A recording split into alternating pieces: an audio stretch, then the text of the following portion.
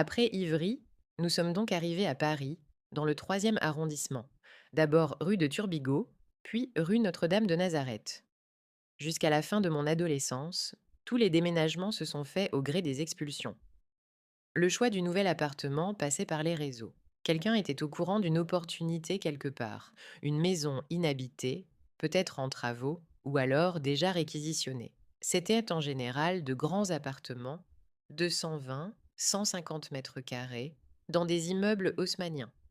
Le plus souvent, plusieurs familles y cohabitaient. Nous branchions des rallonges interminables sur les prises des parties de communes. Quand il n'y avait plus d'électricité, nous allions chez ED acheter des bougies. La loi rend les expulsions compliquées, les procédures peuvent durer plus d'un an, mais ça finit toujours par survenir. Un matin, les huissiers et la police défoncent la porte, tout simplement. Auparavant, ils ont envoyé des lettres. Si vous ne quittez pas les lieux à telle date, nous arrivons. Et de fait, ils arrivent. Tout va très vite, avec plus ou moins de violence. Je n'oublierai jamais la vision de ma mère menottée, face contre terre, lors de l'un de ces raids.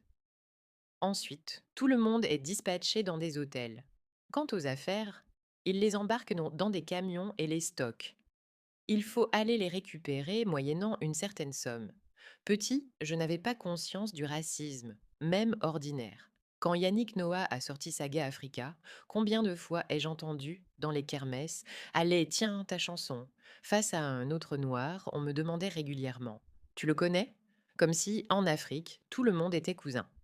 Tu le connais? C'est qui? Comment vous faites chez vous? Ah bon, tu ne parles pas l'africain? La plupart étaient sincères. Je ne prenais pas mal leur ignorance.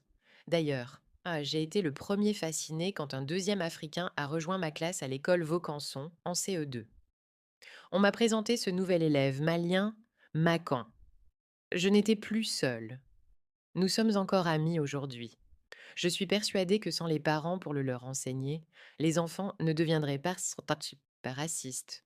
Une amoureuse, il ne fallait pas y compter, par contre. Je n'avais pas la cote, petit. J'étais souvent habillée bizarrement, avec des trous un peu partout, et je ne sentais pas toujours très bon. J'étais devenue le gibier préféré d'une bande de filles menée par une antillaise à lunettes, Audrey, dont j'ai malheureusement partagé la classe plusieurs années d'affilée. Et dans la cour de récré, un dénommé Arnaud était le genre d'enfant costaud qui profite de son avantage physique pour mater les plus faibles, dont je faisais partie. J'ai grandi d'un coup, mais à l'époque, j'étais plutôt petit, avec une grosse tête. C'est grâce au centre de loisirs que j'ai rencontré Laura Briem, une femme qui a joué un